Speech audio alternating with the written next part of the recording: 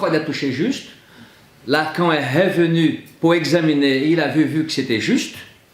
Cliniquement, on constate régulièrement que c'est juste.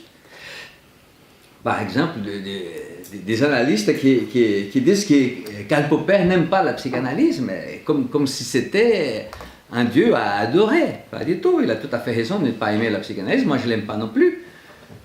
Je travaille tous les jours parce que quand je vais chercher un peu ailleurs pour régler des problèmes thérapeutiques, des problèmes cliniques, je ne trouve pas. Hein, il n'y a pas d'oxygène. Hein, TCC, massage du pied, et toutes ces techniques-là qui sont faites pour dresser le moi. Et là, je m'introduis sur la question qui t'a évoquée de manière tout à fait brillante, qui était justement ce que Lacan a mis en évidence, qui c'est une question, probablement c'est une hypothèse, de l'influence qu'il avait,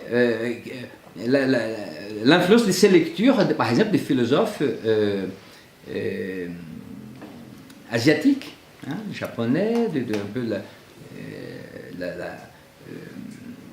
cette idée, peut-être Saint-Augustin comme ça, je suis en train de parler son élaboration claire, hein, mais on voit dans la tradition, par exemple chez les philosophes grecs et chez Saint-Augustin, il y a les philosophes orientaux, cette idée dit que ce qui coince pour l'homme, c'est son ego. C'est un fait. Et cliniquement, comment peut-on régler cette affaire? Donc Lacan fait cette proposition, il t'a très bien dit, justement, elle fait un rétropédalage parce qu'elle avait vu, ça ne n'avait pas signalé, c'était les effets que ça produisait chez ses élèves. C'est-à-dire, les gens commençaient à vouloir épuiser tellement le moi jusqu'à le détruire. Et ça produisait des effets tout à fait fâcheux, c'est-à-dire des gens qui faisaient des passages à l'acte, des choses comme ça, et qui avaient dit non, non, non.